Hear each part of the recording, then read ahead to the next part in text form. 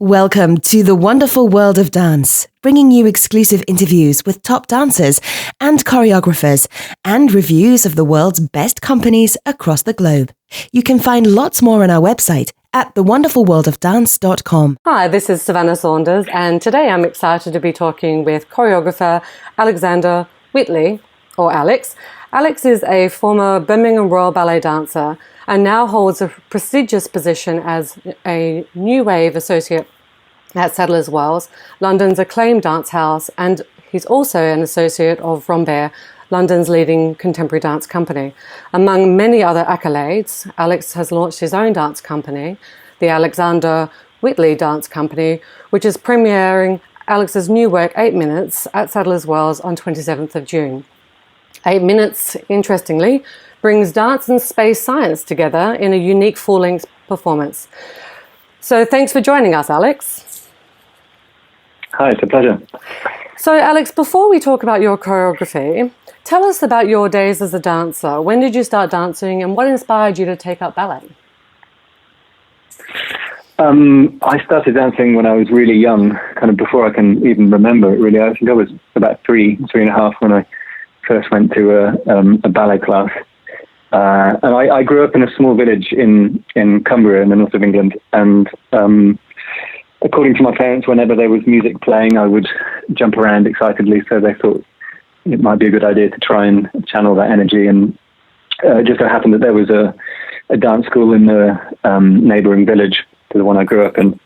And I had a really great young dance teacher who kind of knew how to, I guess, look after me and guide me in the right direction. I was the only boy in the dance school. So I guess it was kind of quite unusual for me to be doing that in that kind of environment and community. But yeah, I mean, I went from there, and she pointed me in the direction of the Royal Ballet School. Yes. And I started going to the Junior Associates program in London once a month from the age of 8. And then when I was 11, I went full-time to the Royal Ballet School. So I left home and I went to boarding school. Goodness, that is from, as you say, from a very young age, travelling all the way down to London on a monthly basis, and quite intense training, of course, at the esteemed Royal Ballet School, which was a great platform for you ending up dancing with the Birmingham Royal Ballet. Tell us about your experience with the company. Well, that was my first job out of school. I graduated at the end of 1999 and started my job just at the beginning of the new millennium. And it was, it takes a few years to kind of get settled into your career, to get out of school and I guess kind of grow up into professional life. But it was a good place for me to kind of to do that, and it was where I really started getting interested in choreography. Most kind of ballet companies and big dance companies have choreographic workshop programs where they give the dancers in the company an opportunity to make their own work, and that opportunity came about for me in Birmingham, and I made something for the first time. I hadn't really been that interested in it before that, but I think, realizing that this was the profession that I was going to spend my life in, I took a bit more of an active interest in it, and started to look a lot more broadly at the kind of other forms of dance as well, which got me really inspired, I think. And so I started making my own work there, and realized how much I kind of didn't know about dance, because I'd grown up in the Royal Ballet School system, which is wonderful if you want a really solid technique and to work in that kind of pure classical tradition. But I think the more I got interested in dance and choreography, the more my interest broadened, and I kind of moved more and more towards contemporary dance. I think because I was, interested in what was going on in the world around me, and saw a bit of a gap between the kind of the ideas and the mentality of ballet, which is inherently conservative, and that it's about preserving a tradition. And a wonderful tradition. But I was seeing the work of people like Wayne McGregor, Akram Khan, Russell Malafant, these choreographers that were really kind of emerging on the scene around that time in the early 2000s. And and was just fascinated by how they were, working and dealing with very kind of modern ideas that related to the world that I was growing up into, and wanted to learn more about how I could make dance reflect that for me. And I guess that was the kind of journey I took to move into contemporary dance and to move to Rambert Dance Company, where it's traditionally been a company for classical dancers to make that transition into contemporary dance. I guess they're, in the broad spectrum that contemporary dance covers, Rambert has tended to be kind of more the classical end, or the technical end of dance. And so it was a really great place for me to broaden my experience and learn more about kind of dance in general, but also to develop my choreography, because again, Rambert's got a long history of a very kind of active choreographic program. It's always been a great platform for dancers to develop their own work and to present it on a relatively kind of high profile stage. And as a dancer, moving from the pure classical ballet over to contemporary, what physical challenges did you face making that change and working with Rambert? A lot. Because ballet, most people that do ballet and work professionally as a ballet dancer have tended to do it from a very early age, as I had done. I'd been practicing ballet, regularly several times a week, and then full time from the age of 11. And it instills a lot of habits, really kind of strong habits in your body, in terms of how you hold your weight, how you, how your weight is lifted kind of through your body, and how your chest works. I mean, your whole way of thinking in movement is deeply informed and kind of habituated through that high degree of practice, which is how you achieve skill ultimately, through intense repetition. So it took me a long time to kind of unlearn a lot of those habits that were so deeply instilled in my body, in terms of how to use weight differently, to like relax in my body and release my weight downwards. There's been there's various strands of contemporary dance, but I guess one of the most fundamental differences between contemporary dance and ballet, I'd say, is that contemporary dance uses weight in a very different way. And that takes a long time to get a feel for, when you're so used to working with it in a kind of in a lifted way. Ballet kind of centers the weight and achieves balance through kind of lifting high up off the floor, whereas in a lot of contemporary dance technique, you really have to relax into the movement in order to achieve the kind of flow and the fluidity of movement in and out of the floor. In particular, getting used to doing floor work and finding that kind of that smoothness. You also dance with Michael Clark Company, Sydney Dance Company, Wayne McGregor, Random Dance. These are some of the most important contemporary dance companies. How has that experience inspired your own choreography? Well, I guess, every opportunity you get to work with a choreographer gives you a different kind of insight into the ways you can go about creating and organizing movement. And I think having the opportunity to work with a wide range of choreographers, and people like the ones you just mentioned, was a brilliant opportunity for me to not only kind of develop a range of skills in contemporary dance, because each choreographer, stretches you in a slightly different direction technically and expressively in the kind of work you're doing. You have to learn a bit more about yourself each time you approach a new style and a new way of thinking in movement, in order to really properly embody it. And so, and I guess also because I was interested in making my own work from quite early on in my career. Mm-hmm. I was actively thinking and studying, I guess, the choreographers I was working with, pulling bits of ideas from how they approach movement and feeding that into my own process and way of thinking about it. So each one of these opportunities was just a a great way for me to learn and start to get a sense of what my own particular interests might be in dance. And obviously you're deeply informed by the work you're doing, and it's taken me, I guess, a bit of time of working independently to more clearly establish what my own style and identity is, because you get so informed by the work of other people when you're performing it, because it's in your body. It informs the way you think, because you're doing it, you're active in it.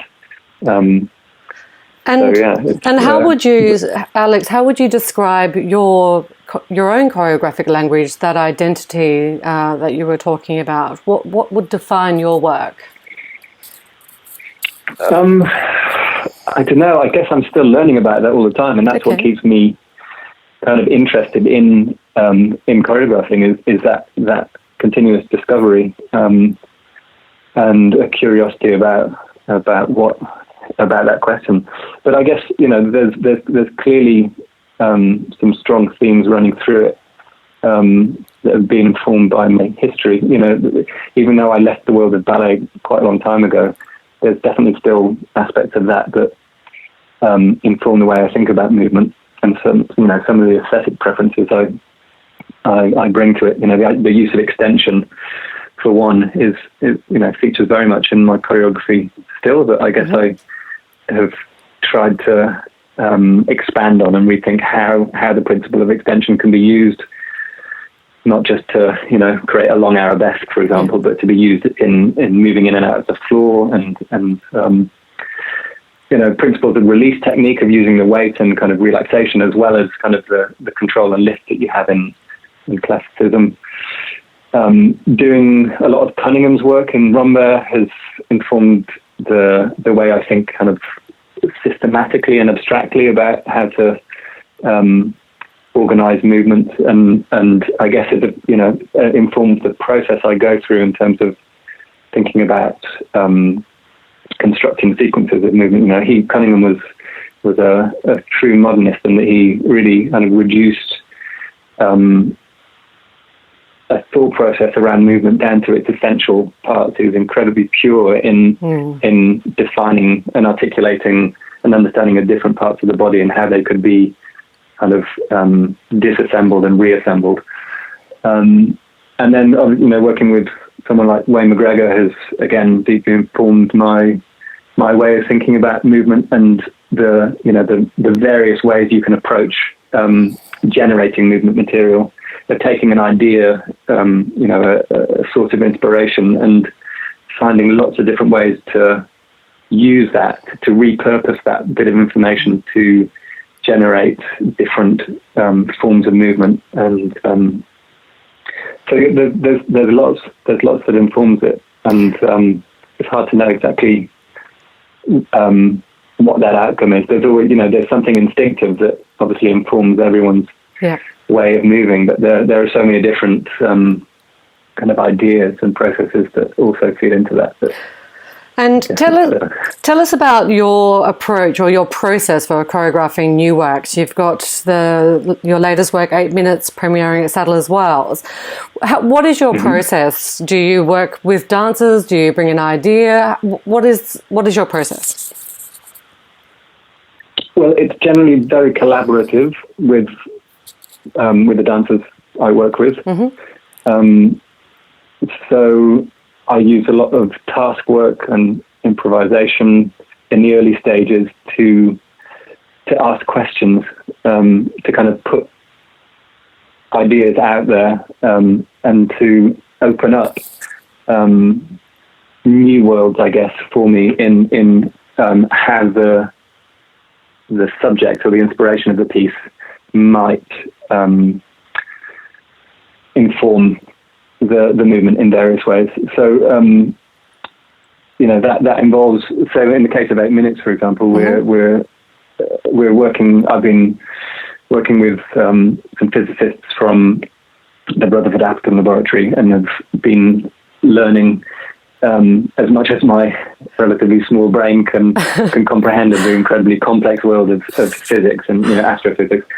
And so I've learned a lot theoretically about about the sun and the universe in more broader terms. And then I've been, spending a lot of time thinking about how those ideas might inform the generation of movement.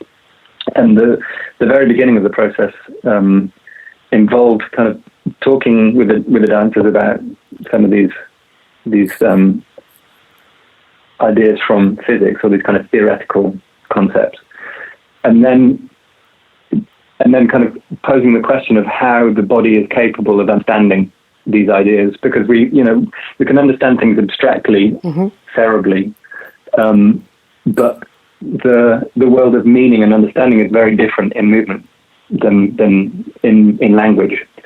And I think that process of translation is a really important and often problematic one in dance, because we understand and communicate as humans first and foremost through language. Certainly, in modern days, we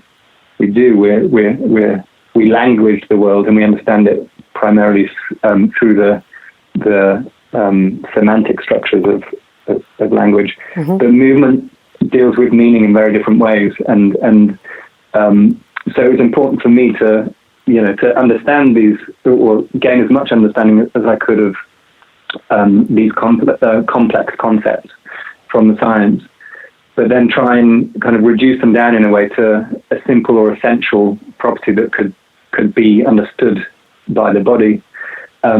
Finding out what that essential element was that could then start a process of generating movement that would allow us to recomplexify that idea, but on the terms of movement, essentially. So rather than trying to explain these kind of complex scientific terms through the body, of just finding out or exploring and playing with how the body understands some of these physics concepts, and then using that as a basis to generate these more complex sequences.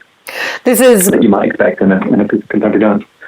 Yeah, this is a very much an intellectually based piece of work by the sounds of it. Quite a serious topic that you have chosen. Space science is not for the faint-hearted, as you say, and quite a many layered complexities. Is all of your work so very intellectually based, or is there just a particular inspiration around this topic for 8 minutes? I'd say most of my work is kind of has an intellectual aspect to it, and that I think that's just the way I tend to think and approach subjects. Is I want to learn about them and understand them as deeply as I can, so that I can then inform a creative process as richly as possible through that kind of deep understanding. But I guess there's a difference between the kind of the intellectual rigor of a process and the outcome of that process in what's then presented on the stage. And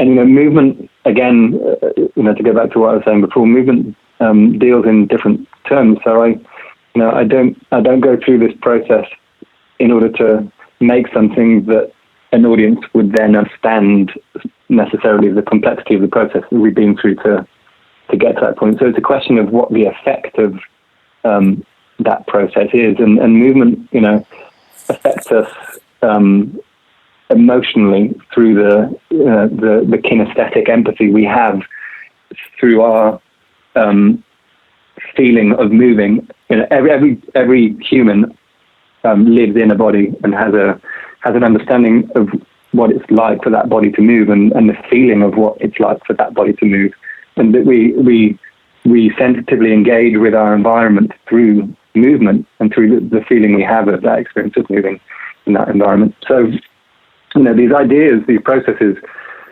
generate sequences of movement and kind of identify certain characteristics that I can use as a kind of basis of building up a piece of dance.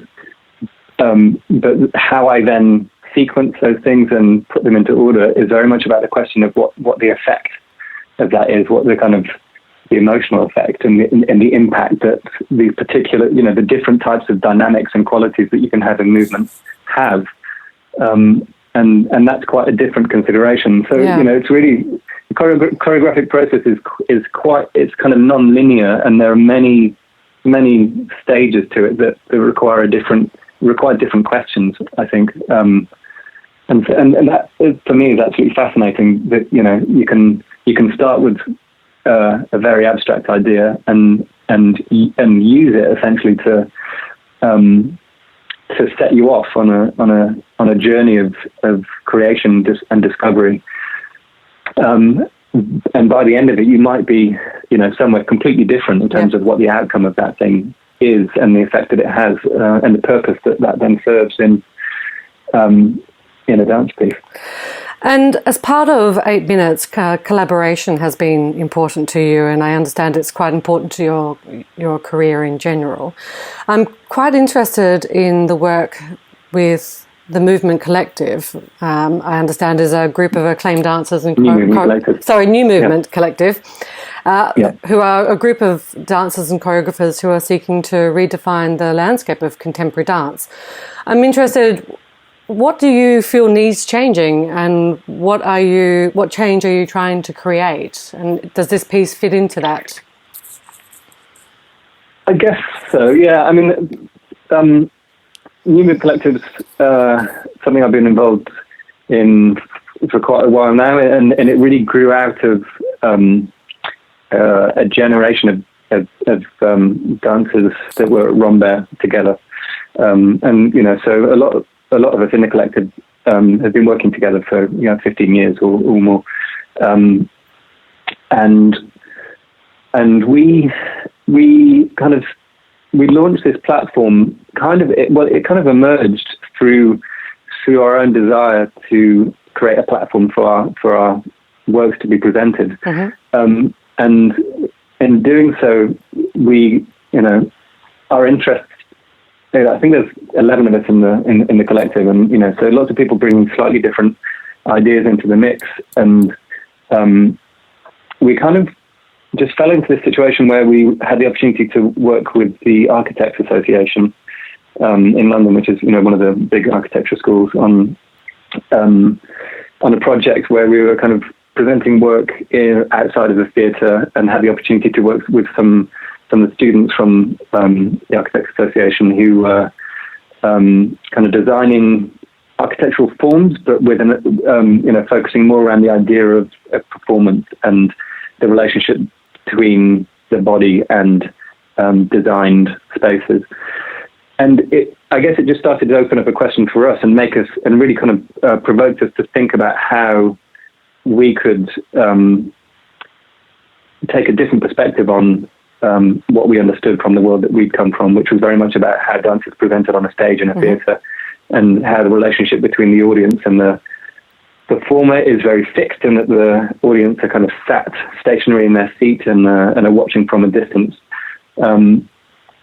And I guess, it just got us really excited about how we can ask questions around that established form and think about how choreography can be understood more broadly. So, for example, to include the movement of the audience in the performance, so that how they move around the space is as much as a choreographic consideration of how we, as more conventionally understood performers, are moving, and then also how our relationship to the space we inhabit and the structures that exist within that space can also be a choreographic consideration.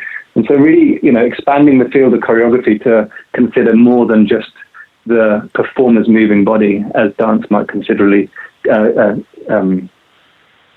it might more traditionally consider it to be. And I think for us, it's really opened up a much bigger and wider field for us to explore our work in, and to work really collaboratively, not only amongst ourselves as a group of 11 choreographers in terms of how we can devise these performances collectively, and so we create and perform in them together, which already changes the process of how they're made. There's a lot of discussion that goes on, and we really have to clearly articulate and justify our ideas to each other, which again, is quite different from how a conventional choreographic process runs, which is that there's a lead artistic director or choreographer who brings ideas to the studios that they then teach to the dancers, and the dancers perform those movements as accurately as possible according to the intention of the choreographer.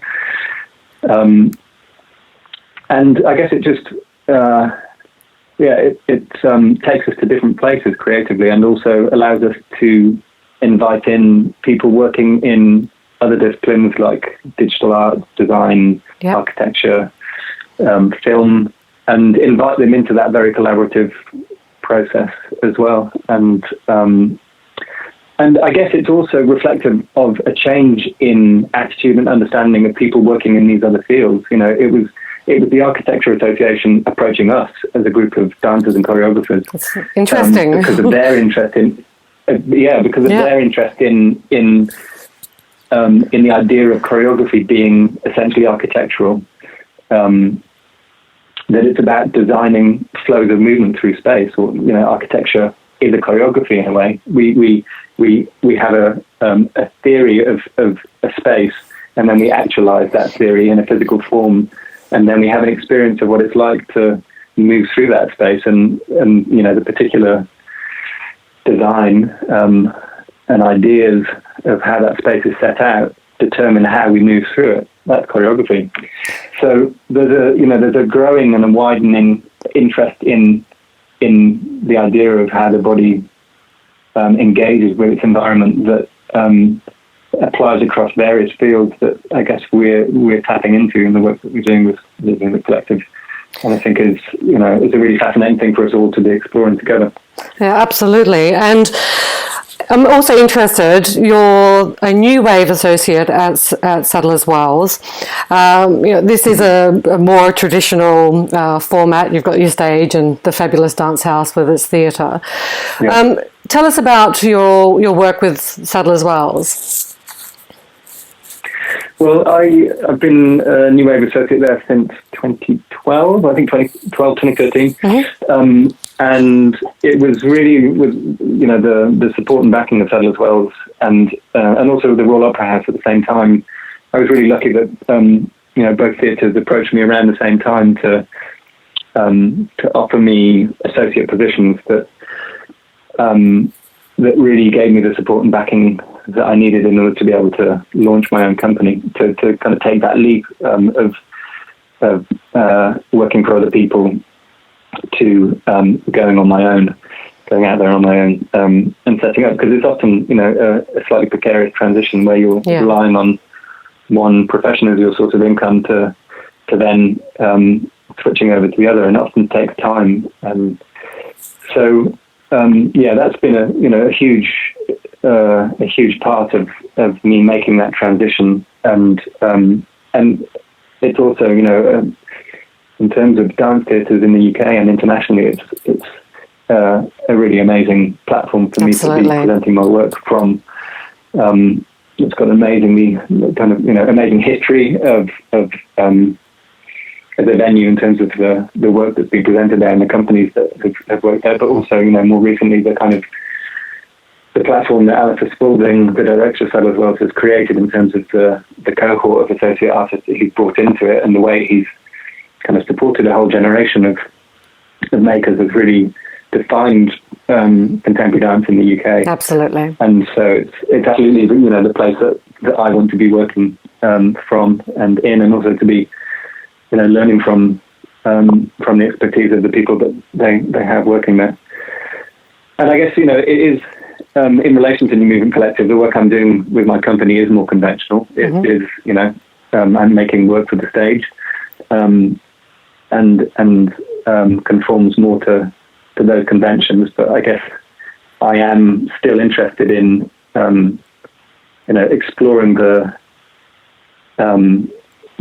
boundaries or exploring the kind of borders between dance and other media. So I've been a special focus of my company since the beginning, and one of the reasons why I really felt the need to start my own company was to provide a bit more of an experimental platform for me to research and and explore how interactive technology, for example, can be used in the theatre. I just, out of chance in a way, through my social group outside of the dance world, have got quite familiar with people working in interactive technologies or digital technologies. Mm-hmm. And I've been fascinated by how that has the potential to kind of really expand the choreographic sphere in a similar way to how I was talking about the work we do with New Movement Collective, in that through these interactive systems, so they're essentially motion tracking devices that have the ability to read and kind of see the body as it moves through space and feed that information into a computer system, which then allows you to set up a relationship between the moving body and other digital media like projections or moving lights or lasers, the various things that I've explored. And it's essentially all being driven by the body still. So it extends the reach of the body into a much kind of wider space. So, it's beyond the physical confines of the human body itself, and it's kind of reaching out into other spaces in the theatre in terms of, the space that a projection can cover, which is essentially a whole back cloth or a whole front gauze, but also into different ways of conceiving movement, which we can now explore through digital technology, different ways of visualizing things and taking the movement and finding a different kind of visual expression of that, but it's still ultimately being generated by the moving body. So that's been, something I've been really interested in and spent quite a lot of time exploring over the last few years. I think the new technologies and digital technologies are really interesting from an audience perspective as well. There's such a huge appetite for audiences to become more immersed, more engaged, and participatory in the process around dance. We see dancers and choreographers now with huge social followings. We see, audiences wanting to know what goes on behind the stage, how the choreography works in the studio. And I think all these new technologies really open up the ability to engage new audiences as well, which I think is really important. Absolutely. Yeah. Yeah, and it's my interest in this technology is also a reflection of the fact that digital technology plays an increasingly central role to our lives. That we're all pretty much everyone has a smartphone and a laptop and is on them very regularly every day. Looking at social media and communicating differently because of these new platforms. And dance, for example, has been revolutionized by YouTube, for example. Absolutely. Kids now can see a massive array of different forms of dance and learn those dance forms through videos that are online. When I was growing up, at the Royal Ballet School, we maybe had a handful of dance films on tape that we could put in and watch, and now there's limitless amounts that people can learn with, a few clicks on their phone, so it's really massively changed the dance world, and it's grown hugely in popularity as a result, which is wonderful, as you say, and I think it's there is a growing appetite for how that then features and is reflected in the work that's put on stage, and it opens up new creative terrain as well. There are new questions that you can ask about dance, and often potentially real-time questions as well. Real-time questions of audiences who can influence choreographic processes or staging questions and solutions. I think it's a very exciting time for dance. Yeah, I agree. So finally, as a very successful choreographer and having an amazing dance career, what advice would you give to young aspiring choreographers out there? I would take advantage of any opportunity you can to make something, regardless of how good you feel that opportunity is, and especially regardless of the outcome of that particular opportunity. Because I think, like any discipline, like any artistic form of expression, it takes practice. You have to practice the thing in order to understand what it is and hone your skill and your craft. And a lot of people come to choreography because they're dancers.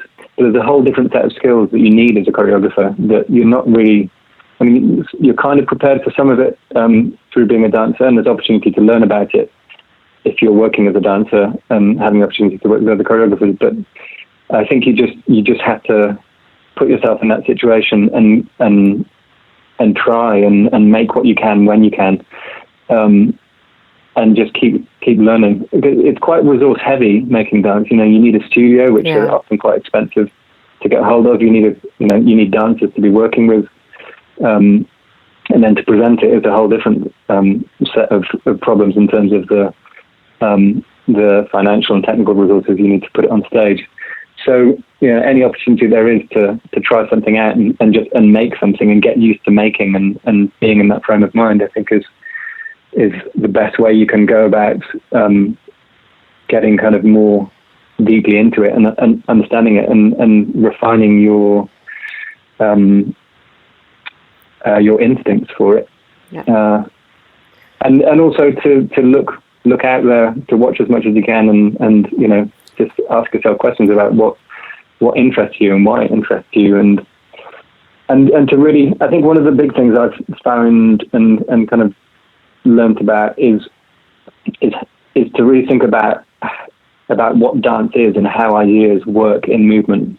I think there's often quite a lot of confusion, like I was saying, because we exist primarily linguistically. There's quite a lot of confusion about how we talk about dance and what it actually is. And I think that can confuse our thinking quite a lot about the intention we have for a piece, like what we talk about it being about, and then what it actually is doing. And so the more you can actually look at the movement itself and really understand what the movement's doing, what its presence brings, rather than justifying it through the ideas you think it might be addressing, I think helps in terms of really finding clarity in what you're doing. Well, thank you so much. That is such interesting advice. And I know I'm really looking forward to seeing 8 Minutes at Sadler's Wells. And for our listeners out there, you can book your tickets to 8 Minutes at sadlerswells.com. And to learn more about Alex and his company, Alexander Whitley Dance Company, visit alexanderwhitley.com. And I just want to say thank you so much for all your valuable time today, Alex. Don't forget to subscribe. We've got some incredible interviews coming up with principal ballerinas and renowned choreographers. We love dance and ballet, and we hope you'll love us. Join us on Facebook and Twitter.